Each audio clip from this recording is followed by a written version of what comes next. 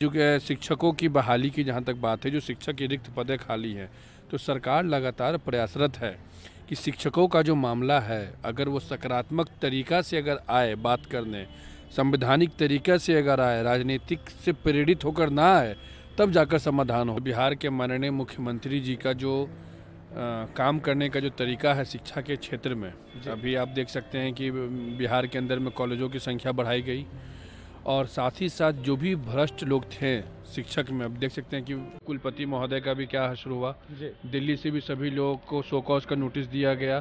तो जो भी शिक्षा के क्षेत्र में जहाँ पे भी गड़बड़ियाँ देखी जा रही है और जो भी गड़बड़ियाँ हैं उसको सुधारने का, उसको सही ट्रैक पे लाने का बिहार सरकार एकदम सजग है। नमस्कार, दी पीपल वॉइस देख रहे हैं आप। अभी राष्ट्रीय लोक जनशक्ति पार्टी के कार्यालय में हम हैं और हमारे साथ छात्र विंग के राष्ट्रीय अध्यक्ष आकाश यादव जी हैं। आकाश जी, पहले तो बहुत स्वागत है आपका डी पीपल वॉइस पे। जी बहुत बहुत धन्यवाद आपका। छात्र विंग के राष्ट्रीय अध्यक्ष एक बड़ा पद होता है सर, कैसे देखते हैं इसको आप? मैं अपने राष्ट्रीय अध्यक्ष माननीय श्री पशुपति कुमार अपारा चाचा जी को मैं धन्यवाद देता हूं कि उन्होंने मुझे इस लायक समझा कि कितने बड़े जिम्मेवारी को हमें सौंपने का काम किया। और ये एक सौभाग्य है हमारा कि हम राष्ट्रीय लोक जनशक्ति पार्टी के छात्र के हम राष्ट्रीय अध्यक्ष हैं और मौका मिला है हमें कि हम छात्रों की आवाज़ों को सरकार के समक्ष सकारात्मक तरीका से रखने का काम करें।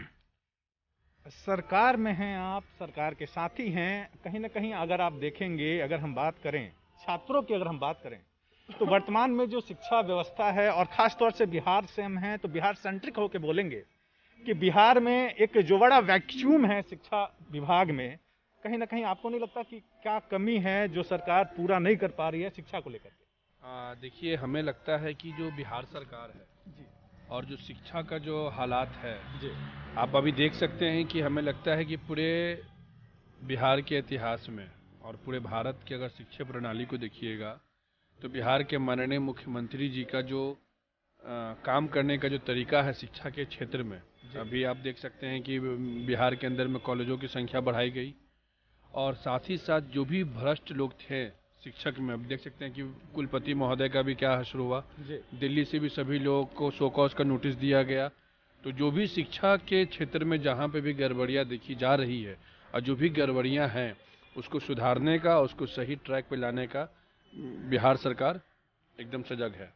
सर, आपने कहा कि सरकार ने कई कॉलेजों का निर्माण कराया है। मैं आपको एक डेटा, अगर डेटा की बात करूं तो मोर देन 30% जो है वो बिहार में शिक्षकों की जो सीट है वो खाली है। आपने बिल्डिंग तो बढ़िया बना दिया, आपने बिल्डिंग तो चमका दिया, लेकिन जो मूलभूत चीज होती है, जो शिक्षा होती है, जो शिक्षा की गुणवत्ता होती है, वो कहाँ है सर? आप एक चीज को पहले समझ लीजिएगा उस बात को कि बिहार के अंदर में प्राइमरी एजुकेशन, हायर एजुकेशन और डिग्री एजुकेशन की जो बात है, अगर आप नीचे स्तर से अगर आप एजुकेशन को देखते हैं, उस स्तर से अगर देख के बात करते हैं तो जो भी कमियां गुणवत्ता, क्वालिटी एजुकेशन की आप जो बात कर रहे हैं, आप एक बात हमें बताइए कि बिहार के अंदर में जितने विश्वविद्यालय हैं, पटना विश्वविद्यालय को छोड़कर मगध विश्वविद्यालय, पाटलिपुत्र यूनिवर्सिटी, तिलका मांझी हो, सभी जगह का एक बेसिक प्रॉब्लम आया सेशन लेट का।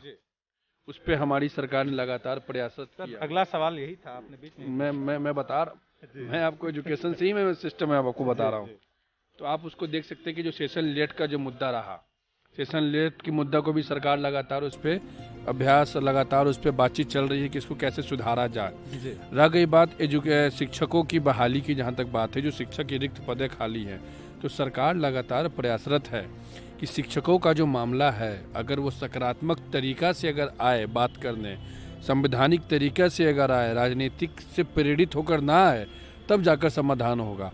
आप यहाँ पे हमें एक बात बताइए, पटना विश्वविद्यालय के अंदर में सेशन क्लियर है, मगध विश्वविद्यालय के अंदर में मामला आया, फर्जीवाड़ा का मामला आया, जो भी मामला आया सरकार उस पर कार्रवाई कर रही है।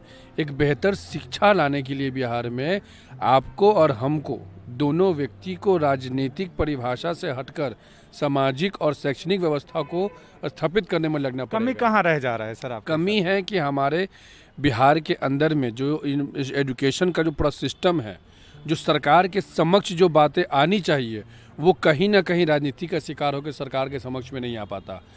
आज तक विपक्ष ने, बिहार के अंदर विपक्ष है, विपक्ष शिक्षा के बदहाली को, शिक्षा के बदतर स्थिति को सिर्फ दर्शाने का काम करता है। और दर्शाना भी कैसे, वो दर्शाने का जो तरीका है वो आम छात्रों को सड़क पर लेकर आम छात्रों को लाठी गाली पुतला फुकौना दिज्जट करा देना। कभी भी ओरिजिनल समस्या के साथ समाधान क्या हो ये कभी भी विपक्ष ने नहीं किया। जो विपक्ष का काम है, शिक्षक आंदोलन करते हैं, छात्र हमारे आंदोलन करते हैं गर्दनी बाग में, उनका जो मामला होता है, आप उनके मामला का आप अगर टैली निकालिएगा तो 5,000 का भीड़ जुटता है, मीडिया कवरेज होता है, 5,000 का भीड़ है तो हर नेता चाहता है कि वहाँ जाएं, फोटोग्राफी करा लें, आके सोशल मीडिया पे अपना माहौल को हम बना लें। लेकिन उसका जो मुद्दा है वो मुद्दा नहीं आ पाता। वो मुद्दा अगर जिस दिन सरकार के समक्ष में अगर सर, आप तो सरकार में हैं, आप तो सामने से देखते हैं ना, आप तो महसूस करते हैं ना कि उनकी समस्याएं क्या हैं। एक शिक्षक के ऊपर उसका 5 परिवार निर्भर होता है और वो 5 परिवार इस विश्वास में रहता है कि सर की नौकरी लगेगी तो उससे 5 परिवार चलेगा। तो सरकार में बैठे लोग तो इसको करीब से देख रहे हैं, महसूस कर रहे हैं। आपको एक चीज पहले स्पष्ट कर दूं कि शिक्षक से ज्यादा हमारे लिए हमारे वो छात्र महत्व ज्यादा रखते हैं। शिक्षक के परिवार से ज्यादा हमें कक्षा में बैठा हुआ वो छात्र जो शिक्षक को ग्रहण करता है वो हमारे लिए इम्पोर्टेंस रखता है। सरकार का काम होता है कानून लाना, व्यवस्था लाना और उसको सकारात्मक तरीके से स्मूथली रन कराना, गवर्नेंस को रन कराना। हमारे बिहार के अंदर में शिक्षकों को लेकर इतना मुद्दा बनता है हर बार, और बनना भी चाहिए, शिक्षक का बात है, हमारे गुरु हैं, लेकिन कभी इस बात पे फोकस नहीं होता कि हमारे गांव के पंचायत के जो हमारे छात्र हैं वो विद्यालय कब पहुंचेंगे, कॉलेज में शिक्षा ग्रहण करने कब पहुंचेंगे। जयप्रकाश यूनिवर्सिटी छपरा में आप चले जाइए, वहाँ पे पता लगाइए कि वहाँ पे कैसे छात्र हैं जो एडमिशन ले रहे हैं, वहाँ पे किस तरीके के छात्र हैं और वो एडमिशन लेने का उनका उद्देश्य क्या है। सर बताया जाए, ग्रेजुएशन का डिग्री उनको सिर्फ चाहिए कि उनके क्वालिटी एजुकेशन चाहिए। बिहार के अंदर में एक वर्ग का मुद्दे को लेकर, एक व्यक्ति विशेष का मुद्दा को लेकर अगर काम कीजिएगा, शिक्षक अपना मुद्दा बताएंगे, प्राथमिक शिक्षक अपना बताएंगे, नियोजित अपना बताएंगे, संवेदक अपना बताएंगे, छात्र अपना बताएंगे, तो एक मुद्दा को 4 जगह डिस्प्रेजेंट किया जाता है, जिसको बोलते हैं राजनीति का शिकार। अगर ये पूरा मुद्दा अगर सिर्फ इस स्तर पे आकर बात अगर होना शुरू हो जाए कि हमें क्वालिटी एजुकेशन पे बात करना है, हमें शिक्षक और छात्र को बांट कर नहीं, शिक्षक और छात्र के बातों को लेकर चलना है। क्या हमारे बिहार के अंदर में छात्र का शिक्षकों के ऊपर आरोप नहीं होता? होता ही है, होता है, शिक्षकों के ऊपर छात्रों पे होता है। अगर आप बिहार के किसी भी विश्वविद्यालय में अगर आप जाते हैं, पटना यूनिवर्सिटी अब ऑनलाइन एग्जामिनेशन ले रहा है, पटना यूनिवर्सिटी का पठन पाठन का माहौल देखकर आप आइए, पहले का माहौल देखिए और अब का माहौल आप देखकर आइए।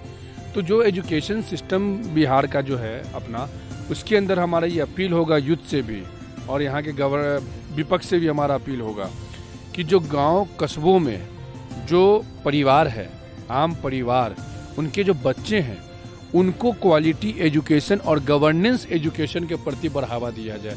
यहाँ क्वालिटी एजुकेशन नहीं बल्कि एजुकेशन के आड़ में पुतला दहन पे फोकस करवाने का काम किया जाता है। सर आप लीड करें ना, कौन रोक रहा है आपको? आप तो सरकार में हैं, आपके पास प्रशासन है, आपके पास तंत्र है, आप आगे बढ़िए, लोगों को समझाइए। मैं आपको बता रहा हूँ, हमारी जो सरकार है माननीय मुख्यमंत्री श्री नीतीश कुमार जी का और केंद्र में माननीय प्रधानमंत्री श्री नरेंद्र मोदी जी का, वो प्रयास का ही फल है।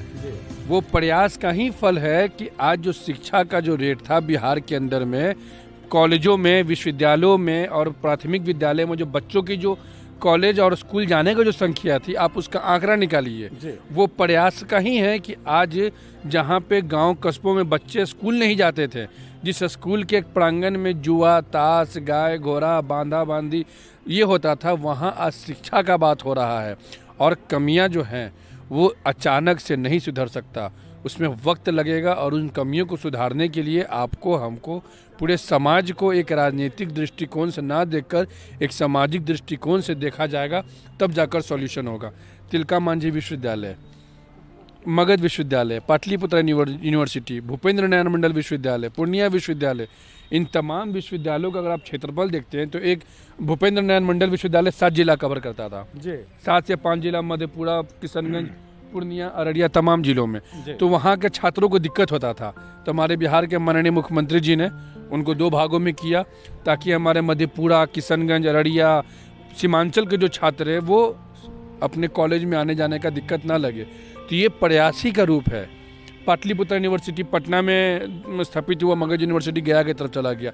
पहले एक था, 4 जिला 5 जिला मिलता था, तो गया के लोग को पटना आना, पटना के लोग को गया जाना, उसके लिए उसको 2 भाग में करके लोगों के सहूलियत के लिए दिया गया।